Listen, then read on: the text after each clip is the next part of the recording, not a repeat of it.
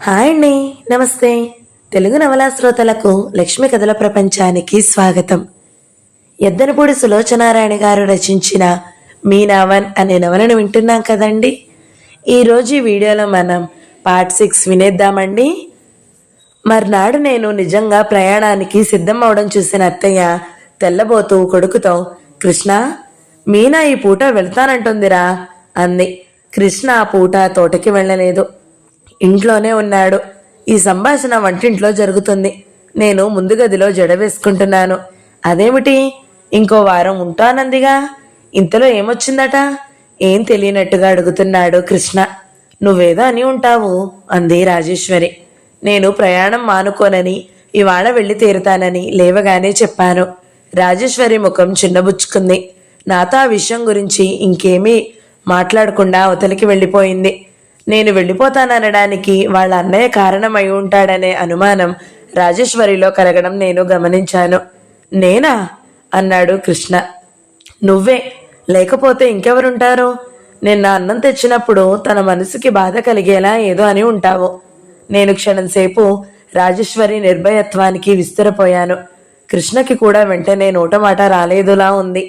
కొద్దిసేపు ఆగిన తరువాత, విన్నావమ్మా రాజు మాటలు అంటూ అత్తయ్యతో ఫిర్యాదు చేశాడు. ఏమిటే రాజు, నీ ముఖం కాకపోతే ఏమిటా మాటలు? అన్నయ్య ఎందుకంటాడు, వాడికేం పని అంది అత్తయ్య మందలింపుగా. నీకు తెలియదమ్మా, వచ్చినప్పటి నుంచి చూస్తూనే ఉన్నాను. వదినతో అసలు సరిగా మాట్లాడడు. అన్నయ్య తనెంత బాధపడిందో తెలుసా? తను ఇక్కడికి రావడం మనకి ఇష్టం లేదేమో అని కూడా అనుకుంటోంది. నేను మెల్లగా ముందు గదిలో నుంచి కృష్ణ గదిలోకి జారుకున్నాను. నా గురించి వాళ్ళు తర్క వితర్కాలు జరుపుకుంటున్నప్పుడు నేను అక్కడ ఉండడం బాగుండదు. ఎంతో మెత్తగా మేకల అమాయకంగా కనిపించే రాజేశ్వరి అందులో అన్నగారితో అలా గట్టిగా మాట్లాడడం చూడగానే నాకు కాస్త ఆశ్చర్యమే వేసింది. అమ్మో అమ్మో, పర్వాలేదు, అవసరం వస్తే బాగానే దబాయించగలదు. నేనలా కాదు, ఉత్తప్పుడల్లా గట్టిగా మాట్లాడి తీరా అవసరం వచ్చేసరికి తెగ సంకోచిస్తాను. ఒక్కటే గుంజాటన పడతాను. చివరికి ఎదుటివారు ఏమనుకుంటారోనని నీళ్లు గారిపోతాను. నేను వెళ్ళాలని నిశ్చయించుకోవడానికి కారణం నిన్న కృష్ణ ఆ మాటలు అన్నాడని కానే కాదు. నాలో ఒక బలహీనత ఉంది. అంతలో కోపం తాటాకుల మంటలా బగ్గున వస్తుంది, మళ్ళీ అంతలోనే ఆరిపోతుంది. కోపం వచ్చినప్పుడల్లా నేనేం మాట్లాడతానో నాకే తెలియదు. తరువాత నా అంతా పశ్చాత్తాపపడేవారు ఇంకెవరూ ఉండరేమో. కృష్ణ మీద నాకిప్పుడు ఏం కోపం లేదు. తెల్లవారుజామున మెలకు వచ్చి మళ్ళీ నిద్ర పట్టని సమయంలో నేనే నిదానంగా బాగా ఆలోచించుకున్నాను. అత్తయ్య పాత విషయాలేవి గుర్తైనా పెట్టుకోకుండా నన్నింత అపురూపంగా చూస్తుంది. రాజేశ్వరి సొంత చెల్లెల కంటే మిన్నగా, ఆప్తురాలుల కంటే అధికులుగా ఆత్మీయత పంచి ఇస్తుంది. పిల్లలంతా నన్ను దేవతల అపురూపంగా చూస్తున్నారు. ఈ విధంగా ఇంట్లో ఇన్ని రకాలుగా ఆతిథ్యం పొందుతున్న నేను వీళ్లలో ఏ ఒక్కరికైనా ఏ రూపంగానైనా ఇందులో 1000వ వంతైనా ఎదురు ఇవ్వగలనా? ఇన్ని రోజులు ఇక్కడ ఉన్న నేను ఒక్కసారి ఒక్క పూటైనా రాజేశ్వరిని వచ్చి మా ఇంట్లో ఉండమని కోరగలనా? అసంభవం. ఇవ్వడానికి శక్తి లేని వాళ్ళకి తీసుకునే అర్హత మాత్రం ఎక్కడి నుండి వస్తుంది? ఒకవేళ తీసుకున్నా నా దృష్టిలో అది ద్వానం స్వీకరించడమే. నాకేమిటో చెప్పలేనంత బాధగా ఉంది. నేను నిర్భయంగా, నిక్కచ్చిగా, నిర్మోహమాటంగా అమ్మ ముందు వీళ్ల ప్రసక్తి ఎత్తి వీళ్ళంటే నాకు ఇష్టమని నేను తెగేసి చెప్పగలిగిన నాడు నేను మళ్ళీ ఇంటికి వస్తాను. అత్తయ్యతో ధైర్యంగా, ఎలాంటి దాపరికం లేకుండా అమ్మకి నాకు మధ్య గల అభిప్రాయ భేదం వివరించి చెప్పగలిగిన రోజున నా ఇష్టం వచ్చినన్ని రోజులు ఉండగలుగుతాను. అంతేకాని ఇప్పుడు ఉండలేను. నాకేమిటో దొంగతనం చేసినట్టుగా ఉంది, అర్హత లేనట్టుగా అనిపించసాగింది. జడల్లుకుంటూ గదిలో కిటికీ దగ్గర నిలబడి బయటికి చూస్తూ ఇదంతా మరోసారి ఆలోచిస్తున్న నాకు వెనుక ఎవరో గదిలోకి వచ్చినట్టు పాదాల చప్పుడు వినిపించడంతో వెనక్కి తిరిగి చూశాను. కృష్ణ గదిలోకి వచ్చాడు. క్షణంసేపు ఇద్దరి చూపులు కలుసుకున్నాయి. ఏమిటి, నా మీద రాజుతో ఫిర్యాదు చేస్తున్నావట అన్నాడు. అతని ముఖం ప్రసన్నంగా ఉంది, స్వరం కూడా ఎంతో మామూలుగా ఉంది. చిరునవ్వుతో ఉన్న అతన్ని చూడగానే నాతో పోట్లాడడానికి రాలేదని స్పష్టంగా తెలుస్తూనే ఉంది. అంతేకాదు, ఆ మాటలు పలకడంలో ఓ విధమైన చనువు కూడా కనిపించింది నాకు. నేను సమాధానం చెప్పలేదు. ముఖం తిప్పేసుకుని జడ వేసుకోవడం ప్రారంభించాను. కృష్ణ నా నుంచి సమాధానం ఆశించిన వాడిలా నా పిట్ట దగ్గరగా వెళ్ళాడు. అన్నీ సర్దుకోవడం అయ్యిందా? ఇంకేమైనా మిగిలిందా? పెట్టెని పరీక్షిస్తూ అడిగాడు. నేను దానికి కూడా సమాధానం చెప్పలేదు. నన్ను కాదన్నట్టు ఊరుకున్నాను. కానీ నా వాలు చూపులు అతని ప్రతి కదలికని జాగ్రత్తగా పరిశీలిస్తూనే ఉన్నాయి. నేను ఈ ఊరు వచ్చినప్పటి నుంచి తాళం చెవులు ఎక్కడైనా పారేస్తానేమో అనే భయంతో పెట్టికే పెట్టి ఉంచుతూ వచ్చాను. పెట్టె దగ్గరగా వెళ్ళిన కృష్ణ ఆ తాళం చెవులు చేతిలోకి తీసుకున్నాడు. నా వైపు తల తిప్పి చూస్తూ, పెట్టికి తాళం వేయడం ఒక్కటేనా తరువాయి అన్నాడు. అవునన్నట్టు తల ఊపాను. కృష్ణ తాళం వేసేశాడు. తాళం చెవులు చేత్తో పట్టుకుని ఏదో ఆలోచిస్తున్నట్టుగా క్షణంసేపు అలాగే నిలబడిపోయాడు. తరువాత మెల్లగా వెనక్కి తిరిగి నా వైపు చూస్తూ నిలబడ్డాడు. అతని వరుస చూస్తే ఇదే సమయమని నన్ను ఈ క్షణంలోనే బండి ఎక్కించేట్టుగా కనిపించాడు. నేను అతని నోటి నుండి రాబోయే మాటలకు ఒళ్ళంతా చెవులు చేసుకుని ఎదురు చూస్తూ నిలబడ్డాను. పెట్టెని ఆనుకుని నిలబడిన అతను నేనేమైనా చెబుతానేమో అన్నట్టు చూడసాగాడు. నాకక్కడ అలా మాట పలుకు లేకుండా నిలబడడానికి ఇబ్బందిగా ఉంది. కొద్దిసేపు చూసి గదిలో నుంచి మెల్లగా బయటికి వెళ్ళబోబోయాను. మీనా వెనుక నుంచే ఉన్నట్టుండి హఠాత్తుగా పిలిచాడు. ఆగిపోయాను నేను. నిన్న నా మాటలు నీకేమైనా బాధ కలిగిస్తే నన్ను క్షమించు. అతని మాటల్లో పశ్చాత్తాపం లేదు. తొందరపడ్డానేమో అనే బాధ అసలే లేదు. ఎంతో కష్టపడి కంటతా పట్టిన ఆ పాఠం ముక్కున పెట్టుకుని అప్పచెప్పి బరువు తీర్చేసుకున్నట్టుగా, ఎవరో బలవంతం పెడితే గత్యంతరం లేక తప్పనిసరిగా చెప్పినట్టుగా ఉంది. కేవలం రాజేశ్వరి తృప్తి కోసం అతని నాలిక చివరి నుంచి ఈ మాటలు వచ్చాయని నాకు తెలుస్తూనే ఉంది. అందుకే సమాధానం ఇవ్వకుండా విననట్టుగా నిలబడిపోయాను. నువ్వు ఇవాళ ఇంత హఠాత్తుగా వెళ్ళడానికి వీల్లేదు అన్నాడు. నేను చివుక్కన వెనక్కు తిరిగాను. ఎందుకని? నేను వెళ్తాను, వెళ్ళి తీరుతాను. ఇవాళ నేను వెళ్ళదలుచుకుంటే నన్నెవరూ ఆపలేరు అన్నాను మొండిగా. నా వైపు సీరియస్గా చూస్తున్న అతను చటుక్కన నవ్వేశాడు. నవ్వుతూ అన్నాడు, ఒక్కళ్ళుగా పుట్టి అమిత గారాభంతో పెరిగిన వాళ్లతో ఇదే చిక్కు. వాళ్ళ గొడవే తప్ప ఎదుటి వాళ్ళ ఇబ్బంది అర్థం కాదు. నేను వెళ్ళడం వల్ల ఇప్పుడెవరికీ ఎలాంటి ఇబ్బంది లేదని నాకు తెలుసు. ఒకవేళ ఉన్నా నేను లక్ష్య పెట్టను అన్నాను. నీ స్వభావం చాలా విచిత్రమైనది. నువ్వు ఎదుటి వాళ్లతో ఎంత చనువుగా రెచ్చగొడుతున్నట్లుగా మాట్లాడతావు. తీరా ఎదుటి వాళ్ళు కాస్త చనువుగా సమాధానం ఇస్తే నువ్వు భరించలేవు. నిన్ను చిన్నబుచ్చారు అనుకుంటావు. జరిగింది కూడా అంతే. మామూలుగా వచ్చి అన్నం తెచ్చి అక్కడ పెట్టి వెళ్ళిపోతే ఏమీ ఉండేది కాదు. నీ మాటలతో నువ్వు చూపించిన చనువుతో స్వతంత్రం తీసుకుని నేనేదో చెప్పబోతే నువ్వు ఇంకేదో ఊహించుకుని ఏదేదో అనుకుంటున్నావు. నేను మాట్లాడలేదు. మృదు మధురమైన స్వరంతో గంభీరంగా అన్నాడతను. ఒకటి చెప్పనా మీనా, నేను నీకు పరాయిగా అనిపిస్తున్నానేమో కానీ నువ్వు నాకు అలా అనిపించడం లేదు. దానికి కారణం నీ గురించి నాకు తెలియడమే. ఆ చనువుతోనే నిన్ను అలా అనేశాను. నేను కస్సుమన్నట్టుగా చూశాను. మళ్ళీ అదే మాట అంటాడే. నా గురించి తెలుసునా ఈ పెద్ద మనిషికి? చేతిలో తాళం చెవులు అటు ఇటు తిప్పుతూ ఈసారి వాటి వైపు చూస్తూ అన్నాడతను. మళ్ళీ నువ్వు ఇక్కడికి రాకముందు మేమంతా, ముఖ్యంగా నేను మీ గురించి చాలా వేరుగా ఊహించుకున్న మాట నిజమే.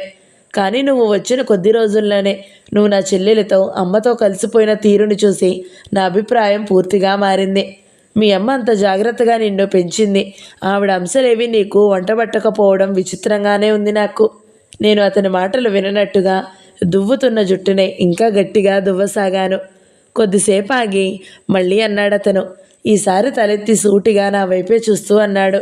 నేను ఈ ప్రపంచంలో అమ్మ కంటే ఎక్కువగా గౌరవించి మన్నించే ఒక వ్యక్తి ఉన్నారు. ఆ వ్యక్తి మీ నాన్నంటే నువ్వు నమ్ముతావా? నువ్విక్కడికి నుంచి కోపంతో అలిగి వెళ్ళిపోవడానికి వీల్లేదు. ఆయన మరోలా అనుకోవచ్చు. ఆ అవకాశం రానివ్వను నేను. ఏం చేస్తావు రానివ్వక? రెచ్చగొడుతున్నట్టుగానే అన్నాను. నిన్నీ రోజున వెళ్ళనివ్వను. వెళతానన్నా పంపను నేను. పంపకపోవడానికి నువ్వెవరు మధ్య? నన్ను నువ్వు ఆహ్వానించలేదు. నేను నీ ఇంటికి రాలేదు తిరస్కారంగా అన్నాను. కృష్ణ కళ్ళల్లో గంభీరత మాయమై మళ్ళీ కుంటతనం కనిపించింది. చిరునవ్వు నవ్వుతూ అన్నాడు. నువ్వు ఎవరింటికి వచ్చావనేది అప్రస్తుతం. కానీ ఇంట్లో నేనెవరినో, ఈ ఇంట్లో అమ్మని అడుగు, లేకపోతే పిల్లల్ని కానీ వీరాయని కానీ అడుగు, పొరుగు ఎవరినైనా అడుగు, నేనెవరో చెబుతారు నీకు. నేను ఒప్పుకొని అంగీకరించబట్టే నువ్వు ఇక్కడికి వచ్చావు. నా అనుమతి లేకుండా వెళ్ళలేవు అంటూ తాళం చెవులు లాల్చి జేబులో వేసుకుని బయటికి వెళ్ళిపోయాడు. నాకు మరో మాట మాట్లాడేందుకు అవకాశమే లేకపోయింది. తన అభిప్రాయం నాకు వినిపించింది. అది అక్షరాల ఆచరించి తీరాలి అన్నట్టు ఆజ్ఞాపించి వెళ్ళిపోయినట్టుగా ఉంది ఆ ధోరణి. నిశ్చేష్టురాలినై నిలబడిపోయిన నాకు బయట అతని స్వరం వినిపించింది. దిగులు పడకే రాజు, మీ వదిన ఇవాళ వెళ్ళడం లేదు. నేను క్షమార్పణ కోరుకున్నాను. కోపంతో, అవమానంతో, రోషంతో కుతకుతలాడుతూ నిలబడిపోయాను నేను. ఆ రోజు నా ప్రయాణం సాగలేదు చివరికి. నన్నింతవరకు మా అమ్మ తప్ప ఇంకెవరూ ఆజ్ఞాపించిన వాళ్ళు లేరు.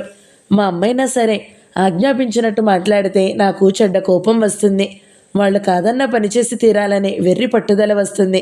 కానీ చిత్రం, గమ్మత్తు ఏమిటంటే నా మనసు రోషంతో మండిపోవమన్న మాట నిజమే. కానీ కృష్ణ చెప్పిన దానికి వ్యతిరేకంగా చేసి తీరాలని పట్టుదలగా మాత్రం అనిపించలేదు. నా అంతరంతరాల్లో ఎక్కడో ఈరోజు ఇంత హఠాత్తుగా నేను వెళ్ళిపోతే తనెక్కడ దోషిగా మా నాన్న ముందు నిలబడి రావాల్సి వస్తుందోనని కృష్ణ భయానికి జాలి వేసింది. అదీ కాకుండా అతనికి మా నాన్న గౌరవనీయుడు. మా నాన్నని అభిమానించి గౌరవించిన వ్యక్తిని నేను నొప్పించలేను, బాధ పెట్టనూ లేను. అది నా బలహీనతేనని చెప్పుకోవాలి. ఉదయం నా పెట్టె తాళం చెవులు జేబులో వేసుకుని వెళ్ళిపోయిన కృష్ణ మధ్యాహ్నం 1 గంట అవుతుండగా ఇంటికి తిరిగి వచ్చాడు. అప్పటికి నా భోజనం కాలేదు. అత్తయ్య 4-5 సార్లు పిలిచినా ఆకలి లేదని చెప్పి తిరస్కరించడంతో ఊరుకుంది. కృష్ణ వస్తూనే నేను తిన్నానా లేదా అని అడిగాడు. అత్తయ్య లేదని చెప్పింది. మా ఇద్దరికీ కలిపి వడ్డించమని చెప్పి నేనున్న గదిలోకి వచ్చాడు. ఏం సత్యభామ గారు, మా ఇంట్లో కోపగృహం లేదు కాబట్టి తమరు అలక వహించినా బాగుండదు, రండి భోజనానికి అన్నాడు ఎంతో వినయంగా. నేను చదువుతున్న పుస్తకం చటుక్కున మూసేసి చప్పుడయ్యేలా పెద్దగా అక్కడే పడేస్తూ తీక్షణంగా చూస్తూ, నా పేరు సత్యభామ కాదు, మీనాక్షి. కోపగించి అతిథి గృహంలో చేరాలన్న కోరిక నాకు అసలే లేదు. నాకు ఆకలి కాక తినలేదు. నా చేత ఎవరూ తినిపించలేరు బలవంతంగా అన్నాను మొండిగా. నవ్వుతున్న కృష్ణముఖం హఠాత్తుగా గంభీరమైంది. అదిగో మళ్ళీ రెచ్చగొడుతున్నావు. నువ్వు కాదంటే ఆ పని చేసి తీరాలని నాకు అనిపిస్తుంది. మా ఇంట్లో నేను ఏదైనా చేయాలనుకుంటే అడ్డు పెట్టేవాళ్ళు కానీ అనమ్మకం చూపేవాళ్ళు కానీ ఎవరూ లేరు. నువ్వు తిననంటే నేను బలవంతంగా తినిపించగలిసి వస్తుంది. నీ కోరిక అదే అయితే భోజనానికి వంటింట్లోకి రాకుండా ఇక్కడే కూర్చో, 5 నిమిషాలు టైం ఇస్తున్నాను అని వెళ్ళిపోయాడు. నాకు నవ్వు వచ్చింది, కోపం వచ్చింది కూడా. మాటలు రాని మనిషి అనుకున్న కృష్ణేనా ఇతను? 5 నిమిషాలు గడిచాయి. కృష్ణ పెట్టిన గడువు అయిపోయింది. నేను గదిలో కూర్చుని అలాగే చూస్తున్నాను, ఏం చేస్తాడో చూడాలనే ఆసక్తితో. కృష్ణ ముందు గదిలో నుంచి గట్టిగా కేక పెట్టాడు. అమ్మా, నీ మేనకోడలు ఇవాళ నన్ను కోరిక కోరింది. నా చేత్తో నేనే తనకి అన్నం తినిపించాలట. రాకరాక వచ్చిన మనిషి మక్కువపడి కోరిన కోరిక కాబట్టి తప్పదు.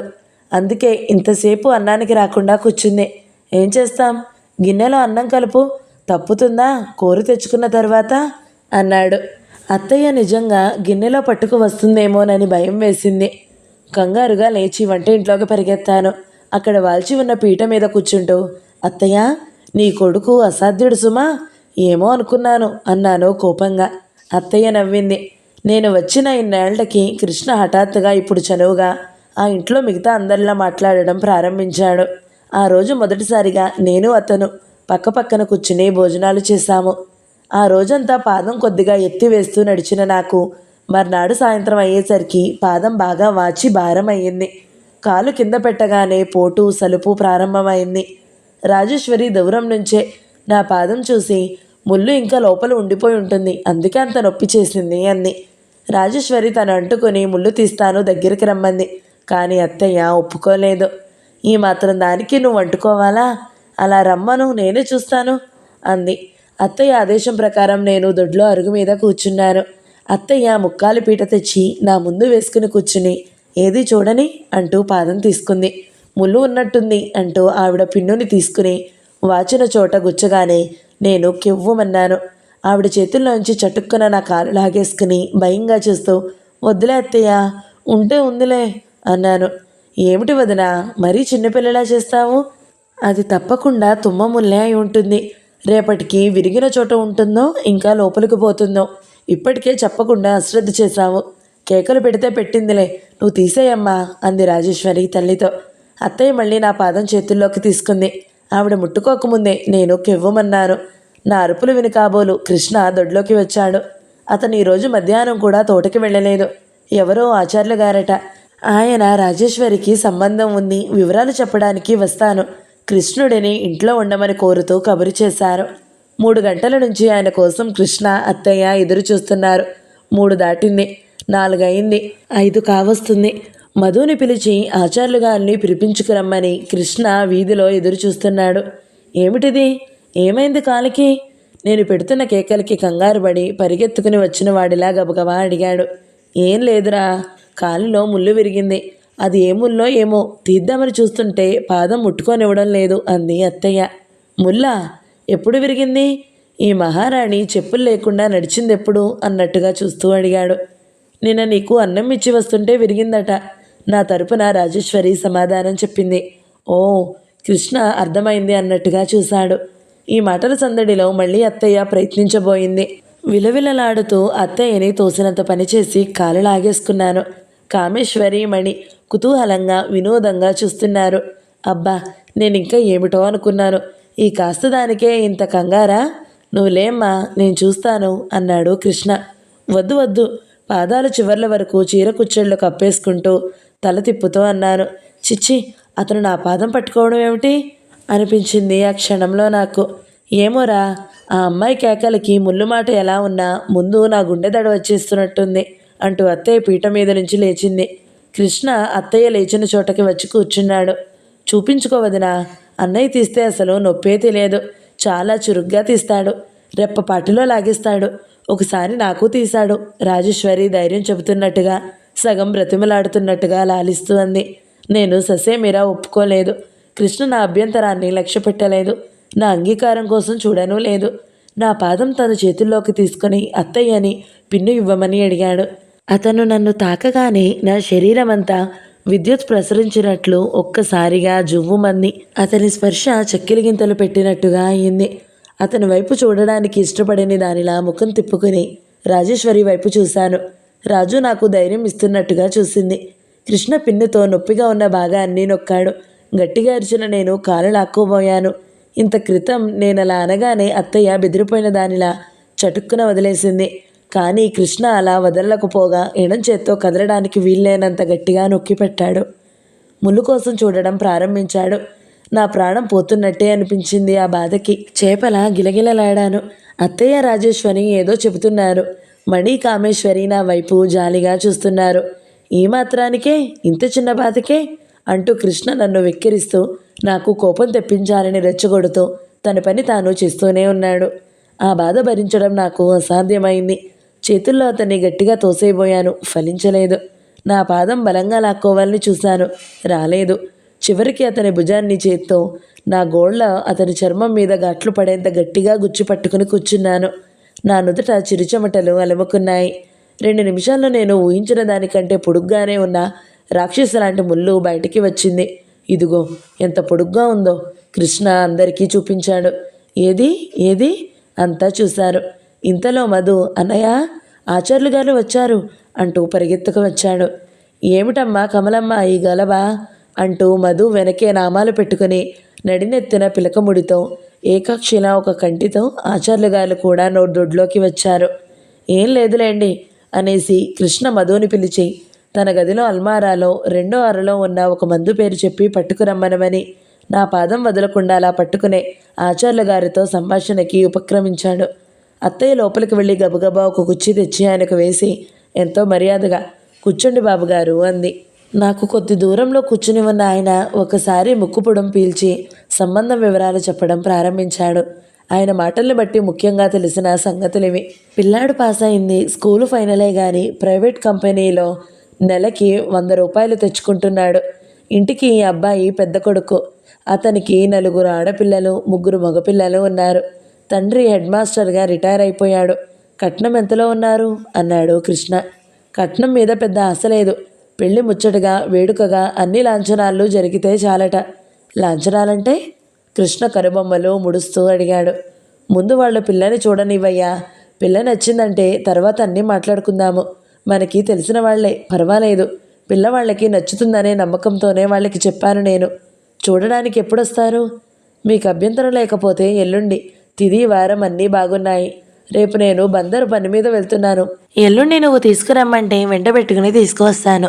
మరోసారి మొక్కుపొడం పట్టిస్తూ అన్నారాయన. కృష్ణ వెంటనే సమాధానం చెప్పలేదు. మధు తెచ్చిన తెల్లటి పౌడర్ లాంటి మందు నా కాలికి పెట్టి జాగ్రత్తగా కట్టుకట్టాడు. ముళ్ళు గుచ్చుకున్న చోట దాన్ని తీస్తుంటే కొద్దిగా చీము రక్తం వచ్చాయి. నా కాలికి కట్టుకడుతున్నప్పుడు అతని చేతు వేళ్లని నేను పరీక్షగా చూశాను. సన్నగా పొడుగ్గా పలుచగా ఉన్న వేళ్ల కదలికలో ఒక విధమైన చురుకుదనం ఉంది. వాడిని అడిగేదేముంది, తీసుకురండి అంటుంది అత్తయ్య. ఆచార్య గారు ఏదో అంటున్నారు, కానీ ఆ మాటలు నా చెవులకి ఎక్కడం లేదు. నా దృష్టి అంతా నా ఎదురుగా ముక్కాలి పీటి మీద కూర్చొని నా పాదం పట్టుకుని కొద్దిగా తల వంచుకుని కట్టుకడుతున్న కృష్ణ మీదనే కేంద్రీకృతమై ఉన్నాయి. పక్క నుంచి చూస్తే అతని చెంప, ఆ నుదురు, ముక్కు, చెక్కిన తీరు చాలా బాగున్నాయి. సీరియస్గా ఏదో ఆలోచిస్తున్నట్టుగా బిగబట్టిన అతని దవడ ఎముక పైకి కనిపించడం కూడా ఓ అందంగానే ఉంది. నేను వచ్చినప్పటి నుంచి చూస్తూనే ఉన్నాను. అతను బట్టల విషయంలో కానీ జుట్టు దువ్వుకోవడంలో కానీ ప్రత్యేకమైన శ్రద్ధ ఏదీ తీసుకున్నట్టు నాకు కనిపించలేదు. అయినా సరే, ఎలాంటి శ్రద్ధ తీసుకోకపోయినా అతని జుట్టులో ఒక విధమైన తీరు ఉంది. అందులో ఈ సాయంత్రం నీరెండ అతని మీద పడి ప్రతిఫలిస్తుండగా అత్తయ్య వాళ్ళు సీరియస్గా రాజేశ్వరి పెళ్లి గురించి చర్చిస్తూ దాదాపు నేననేదాన్ని అక్కడ ఉన్నట్టే మర్చిపోయిన ఆ సమయంలో నేను సర్వం మరిచి క్షణంసేపు కృష్ణ వైపు తదేకంగా చూస్తూ కూర్చుండిపోయాను. ఎందుకో తెలియదు, ఆ క్షణంలో నాకు అతను కొత్త మనిషిలా, వింతగా, ఆసక్తిగా, మరీ మరీ చూడాలనిపించేలా కనిపించాడు. పెళ్లి ప్రసంగం రాగానే రాజేశ్వరి అక్కడి నుంచి మెల్లగా జారుకుంది. కొద్దిసేపైన తరువాత నేను కూడా కుంటుతూ అక్కడ నుంచి లేచి వచ్చేశాను. నేను అతని భుజం గుచ్చి పట్టుకున్నప్పుడు, నా పాదం అతని చేతిలోకి తీసుకున్నప్పుడు ఏర్పడిన అతని స్పర్శ నేను చాలాసేపటి వరకు మర్చిపోదామన్నా మర్చిపోలేకపోయాను. రాజేశ్వరి పెళ్లివారు చూడడానికి వచ్చేది ఆ రోజునే. ఆచార్యులు గారు బందరు వెళ్ళినప్పుడు అత్తయ్య కోరిక ప్రకారం వాళ్ళని వెంటబెట్టుకుని వచ్చారు. పరాయి ఊరు అవడం వల్ల, ఆచార్య గారికి బాగా తెలిసిన వాళ్ళు అవడం వల్ల ఆ రాత్రికి వాళ్ళ ఇంట్లోనే ఉన్నారు. మర్నాడు ఉదయం వర్జ్యం ఉందట.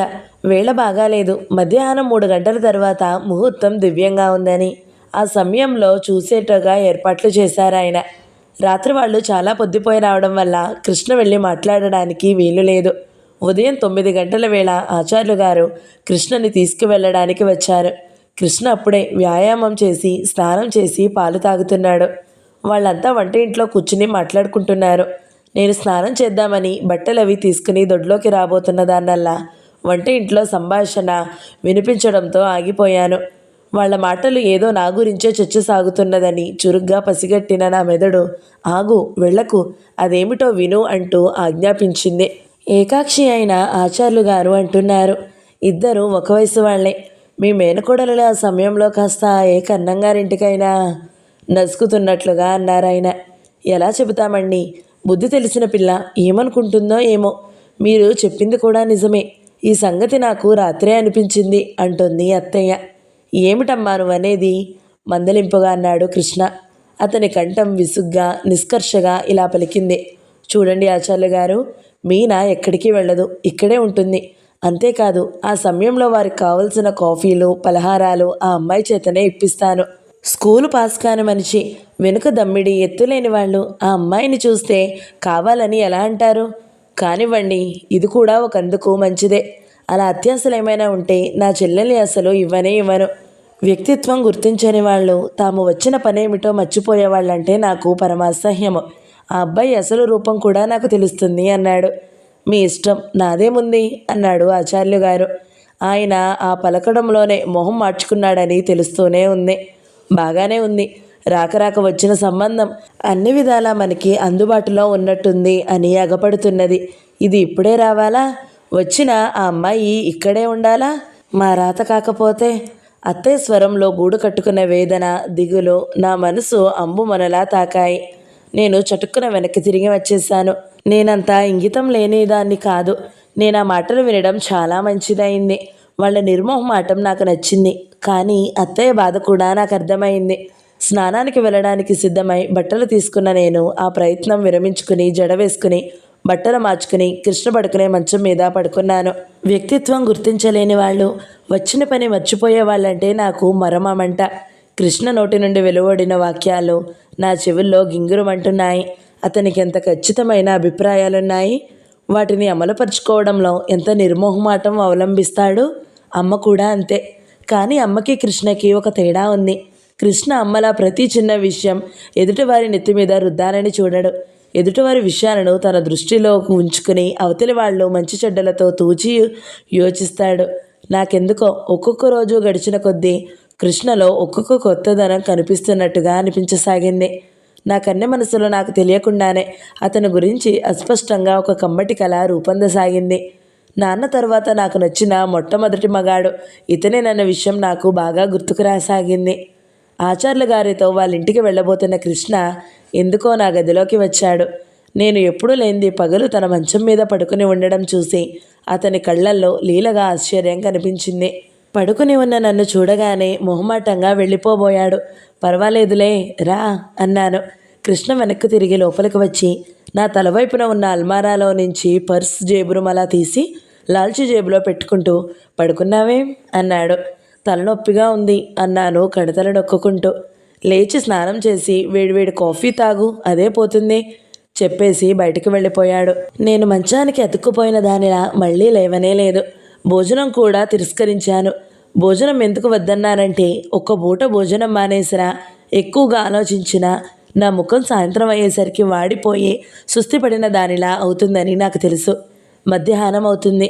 అత్తయ్య వంట ఇంట్లో రాబోయే పెళ్లివారికి టిఫిన్ చేసి ఉంచడంలో హడావిడి పడుతుంది. ఆవిడికి సాయపడడానికి మంగమ్మగారు కూడా వచ్చింది. నేను రాజుని తయారు చేయడం ప్రారంభించాను. ఇదివరకులాగానే వదులుగా జడవేసి ఓ పక్కగా పువ్వు పెట్టాను. చెవులకి పొట్టిగా ఉన్న ముత్యాల జుంకాలు పెట్టాను. మెళ్ళో పైకి పైట మీద కనిపించేలా జంట హంసల అందమైన పథకం ఉన్న ముత్యాల గొలుసు వేశాను. కుడి చేతికి ముత్యాల గాజు ఒకే ఒకటి వేసి ఎడం చేతికి నా రిస్ట్ వాచ్ పెట్టాను. ఆకుపచ్చ నలుపులో ₹1 అంత డాట్స్ ఉన్న తెల్లటి ఫుల్ వాయిల్ చీరలో మెడకి చేతులకి నల్లటి గోటు ఉన్న తెల్లటి జాకెట్తో రాజేశ్వరి అందంగా ఉంది. ఆడపిల్లనైనా నేనే కళ్ళు మరల్చుకోలేకపోయాను. అలాంటిది రాబోయేవాడెవరో గాని చాలా అదృష్టవంతుడు. రాజేశ్వరి అందంగా ఉంది. కానీ అందానికి మించిన మరో సుగుణం, నిదానం ఉంది. మగవాళ్ళు ఆడవాళ్లలో కోరుకునే వినయ విధేయతలున్నాయి. ఎలాంటి వాడి జీవితంలోనైనా అంతర్వాహినిలా ఐక్యమైపోయే స్వభావం కలది. ఎవరి జీవితంలో అడుగు పెడుతుందో అతను అదృష్టవంతుడు. ఎందుకంటే అతని జీవితం నందనవనం అవుతుంది. కృష్ణ పెళ్లివారిని తీసుకుని వచ్చాడు. అతను వెళ్ళేసరికి రాజేశ్వరి జడ వేసుకుని కాటుకా బట్టు పెట్టుకుంది కానీ ఈ అలంకరణ అంతా మొదలవ్వలేదు. నా చేతులతో నేనే స్వయంగా శ్రద్ధగా అలంకరించిన రాజేశ్వరికి పూర్తి అయిన తర్వాత అత్తయ్యని మంగమ్మగారిని పిలిచి చూపించాను. రాజేశ్వరిని అత్తయ్య సంతృప్తిగా తలూపి లోపలికి వెళ్ళింది. బాగుంది అని. లక్ష్మీదేవిలా ఉన్నావు ఆప్యాయంగా మెటికలు విరుస్తూ అంది మంగమ్మగారు. కృష్ణ ఇంటికి రాగానే పెళ్లివారిని ముందు హాల్లో కూర్చోబెట్టి రాజేశ్వరిని చూడడానికి మేమున్న గదిలోకి వచ్చాడు. అయిందా రాజు? సమాధానంగా నాతో పాటు మంచం మీద కూర్చుని ఉన్న రాజేశ్వరి లేచి నిలబడింది. ఒక క్షణం కళ్ళు చురుగ్గా రాజేశ్వరిని ఆశాంతం పరీక్షించాయి. ఆ తరువాత ఆనందం, ఆశ్చర్యం, సంతృప్తి కదలాడడం నేను గమనించకపోలేదు. కానీ ముఖం చిట్లించాడు. కనుబొమ్మలు ముడుచుకున్నాయి. చిరుబురులాడుతున్నట్టు చూస్తున్నాడు. ఈ అలంకరణ అంతా ఏమిటి? ఇదంతా చేసుకోమని ఎవరు చెప్పారు నీకు అన్నాడు. నేను తెల్లబోయాను. రాజేశ్వరి పిడుగుపడిన దానిలా చూసింది. తీసేయ్, ఈ లోలాకులు, గాజులు, గొలుసు అన్నీ తీసేయ్, ఆ చీర కూడా విప్పు అన్నాడు. అతని నోటు నుండి ప్రశంసావాక్యాలు వస్తాయని ఎదురు చూస్తున్న నేను హఠాత్తుగా అతడు అలా చిరాకు పడడం చూసి ఏమనాలో తోచని దానిలా నిలబడిపోయాను. ఇంతలో అత్తయ్య గదిలోకి వచ్చింది. ఆవిడ వెంట మంగమ్మగారు కూడా వచ్చింది. కృష్ణ గిరుక్కుమని అత్తయ్య వైపు తిరిగి కోపంగా అన్నాడు. ఏమిటమ్మా ఇదంతా? నువ్వు చేశావా? ఇంత చిన్న విషయం కూడా నేను మీకు చెప్పాలన్నమాట. ఎలా దాన్ని తయారు చేయాలో కూడా తెలియదా నీకు? అత్తయ్య తెల్లబోయిన దానిలా మాట్లాడలేదు. కానీ మంగమ్మగారు ఊరుకోలేదు. ఆవిడ అందుకుంది. అమ్మాయికి ఏమైందిరా? అచ్చు లక్ష్మీదేవిలా ఉంటే ఉంటుంది. కానీ కట్నం ఇవ్వలేమని బేరాలాడుతున్న మనం పిల్లని ఇన్ని నగలతో చూపిస్తే ఎంతైనా బాగుంటుంది. అసలైన ఇంత అలంకరణ దేనికి? ఇదేమైనా బ్యూటీ కాంటెస్టా? పిల్ల ఇంట్లో ఎలా ఉంటుందో అలా చూపాలి గాని. రాజు, ఎవరికో మతి లేదనుకో, నీకెలా లేకపోయిందే అంటూ గబగబా పిల్లలందరూ బట్టలు పెట్టుకునే పెట్టె దగ్గరికి వెళ్ళి దాన్ని తెరిచి అందులో రాజుకున్న ఒకే ఒక మంచిది తెలుపు చీర, చిన్న చిన్న పూలున్న తెల్ల చీర తీసి మంచం మీద గిరాటేస్తూ 2 నిమిషాల్లో తయారవ్వాలి. ఆ నగలన్నీ తీసేయి. చేతులకి నీ ఎర్ర మట్టి గాజులు వేసుకో.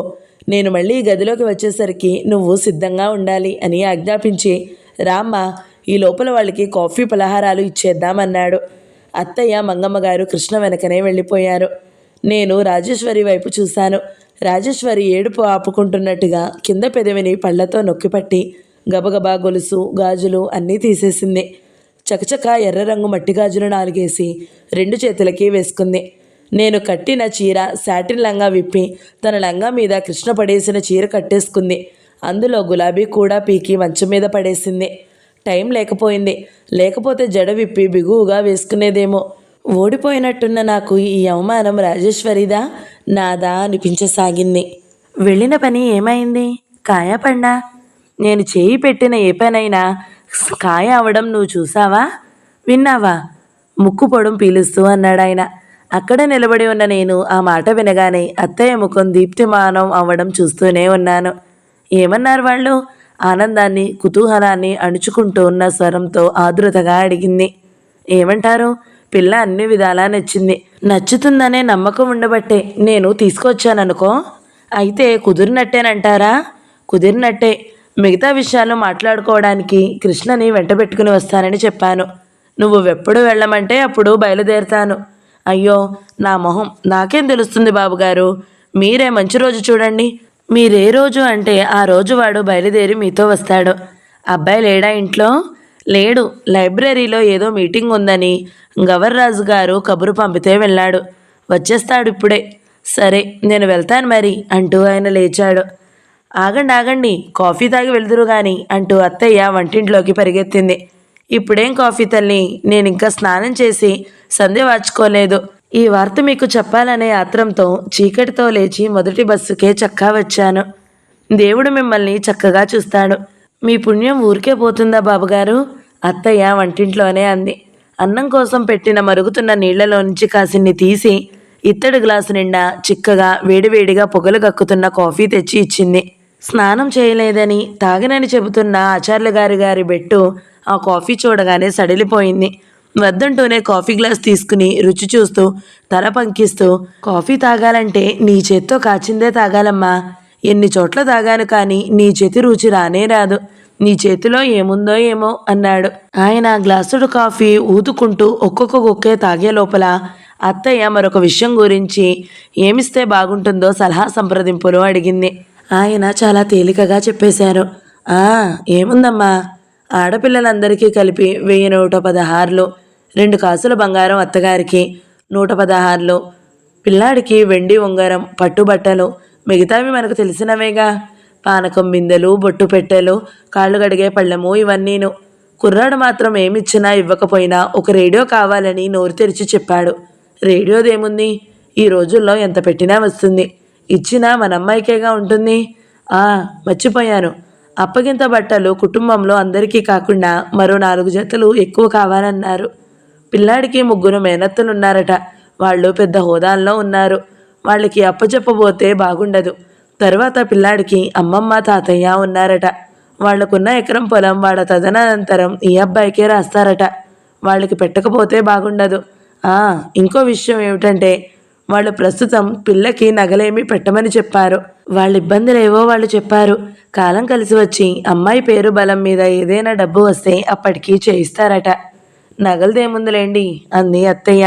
పిల్ల నచ్చిందని ఆచార్యులు గారు చెప్పగానే హెట్రిక్ మ్యాక్స్ లైట్లా వెలిగిపోయిన ఆవిడ ముఖం కట్నాల జాబితా వినగానే కొట్టిబడిన దీపంలా ఆరిపోయింది. అక్కడే నిలబడి ఇవన్నీ వింటున్న నాకు ఒళ్ళు మండిపోయింది. ఆ కోతి ముఖానికి ఇన్ని కావాలా? అత్తయ్య ఏమైనా అనుకుంటుందేమోనని వెనక్కు తగ్గాను కానీ లేకపోతే ఇవి చాలండి, ఇంకేమైనా అవసరం లేదా అంటూ వెక్కిరించి హేళన చేసేదాన్ని. ఆచార్యులు గారు ఖాళీ చేసిన గ్లాసు కింద పెట్టి సంచి గొడుగు తీసుకుంటూ, ఇక నేను వస్తానమ్మా. ఈ కృష్ణుడు రాగానే అన్నీ చెప్పు. నువ్వు వాడు ఆలోచించుకుని నాకు కబురు చేయండి అన్నాడు. ఆయన వెళ్ళిపోయిన తర్వాత కూడా చాలాసేపటి వరకు అత్తయ్య కూర్చున్న చోటు నుండి కదలనే లేదు. వంట మాట కూడా మర్చిపోయింది. వంటింట్లో మిగిలిన పని అంతా రాజేశ్వరి పూర్తి చేసింది. భోజనం వేళకి కృష్ణ వచ్చాడు. అత్తయ్య అతనికి అన్నం పెడుతూ ఆచార్యులు గారు చెప్పినవన్నీ చెప్పింది. లాంఛనాల మాట వినగానే నేను ఊహించినట్టు అతను మండిపడలేదు. నెయ్యి వేయించుకుంటున్న వాడల్లా నవ్వుతూ తలెత్తి చూసి, ఆ కోరికలు ఇంకేమైనా ఉన్నాయా? కట్నం వద్దంటూ మంచి బేరమే ఒప్పుకున్నారు. కట్నం తీసుకోలేదని పేరు దక్కుతుంది, ఇటు కానుకల రూపంలో కావలసినవి ముట్టబడుతుంది. మంచి పద్ధతి, తెలివైన పని అన్నాడు. ఏమోరా నాయనా, నాకు తెలిసినంత వరకు ఇంతకు మించిన మంచి సంబంధం రాదనే అనిపిస్తుంది. ఒకవేళ వచ్చిన వారి కోరికలకి మనం సరిపోతామా? భగవంతుడి దయ వల్ల ఇదైనా స్థిరపడి అది ఒక ఇంటిదైతే బాగుంటుంది. ఆమె కంఠం వణికింది. ఏమిటమ్మా నువ్వనేది? ఒక ఇంటిది కాక మన ఇంటికే పరిమితం అయిపోయి కూర్చుంటుంది అనుకుంటున్నావా అన్నాడు. అత్తయ్య బ్రతిమలాడుతున్నట్టుగా అంది. నువ్వు ఈ సంబంధం విషయంలో అభ్యంతరాలేమీ చెప్పకురా నాయనా. మనం ఎలాగో 2-3 వేలు కట్నం ఇవ్వడానికి సిద్ధంగానే ఉన్నాము. పోనీ అది ఈ రూపంలో అనుకో. ఎందుకు అనుకోవాలమ్మా? ఒక విషయాన్ని మరో విషయంగా ఎందుకు చూడాలి? కావాలంటే కట్నం తీసుకోమను, నాకు అభ్యంతరం లేదు. అత్తయ్య నిస్సహాయంగా అంది. ఆవిడ కళ్ళల్లో అసహనం తొంగి చూసింది. నాకు తెలుసు, నేను ఇంత క్రితం నుంచి ఇదే గుంజాటన పడుతున్నాను. నీ మొండితనం నాకు తెలియనిది కాదు. నాకు ఈ భయం ఉండనే ఉంది. నువ్వు ఒప్పుకోవని నాకు ముందే తెలుసు. ఏం చేస్తాం? దాని కర్మ. పెళ్ళయ్యే రాత్రి దాని మొహాన ఉందో లేదో. అమ్మా, ఏమిటి నువ్వనేది? నేను దానికి... ఆవేశంగా ఏదో అనబోయిన కృష్ణ హఠాత్తుగా తగ్గాడు. అతని స్వరం అనుకోకుండా మృదు గంభీరంగా చూసింది. నిదానంగా చెప్పాడు. నీకిష్టమైతే రాజు ఒప్పుకుంటే నాకేం అభ్యంతరం లేదమ్మా. నువ్వెలా చేయమంటే అలా చేస్తాను. నువ్వు మాత్రం కంటితడి పెట్టకు. మరేం మాట్లాడకుండా భోజనం ముగించి లేచి వెళ్ళిపోయాడు. కృష్ణ అంగీకరించాడనగానే అత్తయ్య మెడల మీద నుంచి మోయలేనంత బరువు దించిన దానిలా కనిపించింది నాకు. ఆవిడ ముఖం ఎలాంటి బాధ లేకుండా సంతోషంగా కలకలలాడుతుంది. ఇలా ఊరు వచ్చి ఇన్నాళ్ళైన నేను ప్రప్రథమంగా అత్తయ్య ముఖంలో ఆనందం చూశాను. ఆనందంతో కంగారుతో కాలు చేయి ఆడని మనిషిలా అయిపోసాగింది. నాకు నెయ్యి వడ్డించబోయి పెరుగు వడ్డించింది. రాజేశ్వరికి కూర వేయబోయి రసం వడ్డించింది. చివరికి ఏమిటోనే నాకు మతి లేకుండా ఉంది. అన్నీ ఇక్కడే ఉన్నాయిగా, దగ్గర పెట్టాను, మీరు వడ్డించుకొని తినండి అని వెళ్ళిపోయింది. మధ్యాహ్నం ఆచార్యులు గారు వచ్చారు. మళ్ళీ లాంఛనాల గురించి చర్చ జరిగింది. వాద ప్రతివాదనలు జరిగాయి. కృష్ణ అత్తయ్య బలవంతం వల్ల చివరికి అన్ని విషయాల్లోనూ ఆచార్యులు గారు చెప్పేలా చేయడానికి ఒప్పుకున్నాడు. రాజేశ్వరి వివాహం దాదాపు నిశ్చయమైనట్టే. అత్తయ్య ఆనందం చెప్పనవసరం లేదు. కృష్ణ కూడా సంతృప్తిగా ఉన్నట్టే కనిపించాడు. కానీ నాకెందుకో రాజేశ్వరి ముఖమే చిన్నబోయినట్టుగా కనిపించింది. పెళ్లి స్థిరపడిందనే ఆనందం ఆ ముఖంలో నాకెక్కడా కనిపించలేదు. అక్కడికి పరీక్షగా ఇది నా అనుమానమా లేక నిజమేనా అన్నట్టు 1కి 10 సార్లు చూశాను. ఇంకా సందేహం ఎందుకు? దానికి పెళ్లి కొడుకు నచ్చలేదు. కానీ దాని అభిప్రాయం కనుక్కునే నాదుడేంటి? రాజేశ్వరి పట్ల జాలితో సానుభూతితో నా గుండెలు కరిగి నీరైనాయి. కృష్ణ మీద అత్తయ్య మీద పట్టరానంత ఆగ్రహం కలిగింది. ఏం మనుషులు వీళ్ళు? అత్తయ్య రాజేశ్వరి కన్న తల్లి. కృష్ణ చెల్లెల్ని కనుపాప కంటే అపురూపంగా చూసుకుంటున్నట్టుగా కనిపించే ఆదర్శ సోదరుడు.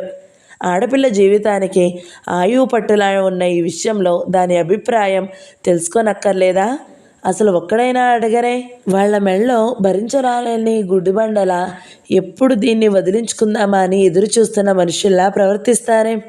నాకు మండిపోతుంది. ఆపుకోలేనంత ఆవేశంగా ఉంది. నా స్వభావం చిన్నప్పటి నుంచి అంతే. ఎక్కడ ఏ కాస్త అన్యాయం చూసినా నా మనసు అగ్గి మీద గుగ్గిలంలా అయిపోతుంది. నేను అది చూస్తూ ఊరుకోలేను.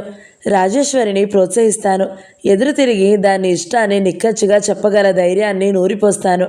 నోటి మాటల్లో రానట్టయింది ఈ అమాయకురాలికి రోషం, అభిమానం, పట్టుదల సృష్టించడం నా కనీస ధర్మం అనుకున్నాను. ఇంకా నయం, ఈ సమయంలో నేను ఇక్కడ ఉండడం ఎంత మంచిది. కేవలం రాజేశ్వరిని ఈ బలవంతపు పెళ్లి నుంచి తప్పించడానికేనేమో ఇక్కడికి నేను వచ్చింది, ఎవరికి తెలుసు. కానీ రాజేశ్వరితో ఈ విషయం మాట్లాడాలంటే మా ఇద్దరికీ ఏకాంతం కావాలి. ఆ ఏకాంతం ఇంట్లో లభించడం కష్టం. ఎవరో ఒకరు ఉంటారు. అక్కడికి 1-2 సార్లు ప్రయత్నించి విఫలమయ్యాను. నా మనసులో ఆరాటం ఎక్కువగా సాగింది. సాయంత్రం అయిపోయింది. ఆ సాయంత్రం వంట కూడా రాజేశ్వరే చేసింది. చీకటి పడుతుండగా అత్తయ్య పళ్ళెంలో ఒక కొబ్బరికాయ, అరటిపళ్ళు, కాసిని సన్నజాజి పూలు, హారతి కర్పూరం, అగరత్తులు ఇవన్నీ వేసి గుడికి వెళ్ళి కొబ్బరికాయ కొట్టి దేవుడి దగ్గర బొట్టు పెట్టుకురమ్మని చెప్పింది. రాజేశ్వరి త్వరగా పని ముగించుకుని కాళ్ళు చేతులు కడుక్కుని బట్టలు మార్చుకుని పళ్ళెం తీసుకుని బయలుదేరింది. ఉండు రాజు, నేను వస్తున్నా అంటూ చీర మార్చుకుని రాజేశ్వరి వెంట బయలుదేరాను. బయట బాగా చీకటి పడింది. వీధుల్లో పంచాయతీ బోర్డు నౌకరు వీధి దీపాలని వెలిగిస్తున్నాడు. రాజేశ్వరి నేను మౌనంగా మాటలు రాని వాళ్ళల్లా ఎవరి మానాన వాళ్ళం గుడికి చేరుకున్నాము. వేణుగోపాలస్వామి ఆలయం. కృష్ణ గదిలో మంచం మీద పడుకుని చూస్తే కనిపించే ఆలయం ఇదే. గుడి చుట్టూ ఎత్తుగా ప్రహరీ గోడ ఉంది. ఈ గోడకి జేగుర రంగు తెలుపుతో వేసిన చారలున్నాయి. సింహద్వారం చాలా పెద్దగా విశాలంగా ఉంది. లోపల విశాలంగా ఉన్న ఆవరణంలో ఉన్న దేవాలయం చిన్నది. గుడికి ఎడమ వైపున రాతి కట్టడంతో కట్టిన మెట్లతో కోనేరు, కుడివైపున పెద్ద మండపం ఉన్నాయి. రాజేశ్వరి నేను కోనేటి మెట్ల మీద నిలబడి కాళ్ళు కడుక్కున్నాము. మేము వెళ్ళేసరికి పూజారి సంధ్యాదీపం వెలిగించి గంట వాయిస్తున్నారు. రాజేశ్వరి ఇచ్చిన పళ్ళు పూలు దేవుడి ముందు పెట్టి కొబ్బరికాయ కొట్టి హారతి ఇచ్చి శతకోపం తెచ్చి మా ఇద్దరి నెత్తిన పెట్టాడు. హారతి భక్తిగా కళ్ళగద్దుకుంటున్న రాజేశ్వరి చెంగుముడు విప్పి 2 పైసలు తీసి ఒకటి నాకిచ్చి రెండోది తన పళ్ళెంలో వేసింది. సత్వర కళ్యాణ ప్రాప్తిరస్తు, దీర్ఘసుమంగళి భవ, సుపుత్ర పౌత్రాభివృద్ధిరస్తు ఆశీర్వచనాలు కూడా మంత్రాలతో పాటు కలిపే చదివేశారు పూజారి. ఆయన ఇచ్చిన కుంకుమ ఆ పూలు ఇద్దరం తీసుకున్నాము. ప్రసాదం తీసుకున్న తర్వాత కొద్దిసేపు కూర్చోవాలి అంది రాజు చుట్టూ చూస్తూ. అక్కడ కూర్చుందామా అన్నాను మండపం వైపు చూపిస్తూ. పద అంది. ఇద్దరం వెళ్ళి మండపం ఎక్కి పైమెట్టు మీద పక్కపక్కగా ఒకరిని ఒకరు ఆనుకునేటంత దగ్గరగా కూర్చున్నాము. పౌర్ణమి వెళ్ళిన విద్యానాటి వెన్నెల గుడి ఆవరణంతా అప్పుడప్పుడే ఆవరించుకుంటుంది. నేను చుట్టూ పరిశీలనగా చూశాను. తెలుపు ఎరుపు చారలతో ఉన్న ప్రహరీ గోడ, ఆ వెన్నెల, ఆ కోనేరు, ఈ మండపం నాకు చాలా ప్రశాంతంగా ఆహ్లాదంగా కనిపించాయి. దేవాలయం అంటే ఇలా నిశ్శబ్దంగా నిర్మలంగా శాంతి కలిగించేలా ఉండాలి. పట్టణవాసంలో భగవంతుడి దగ్గరికి వెళ్ళినా ప్రశాంతత దొరకదు.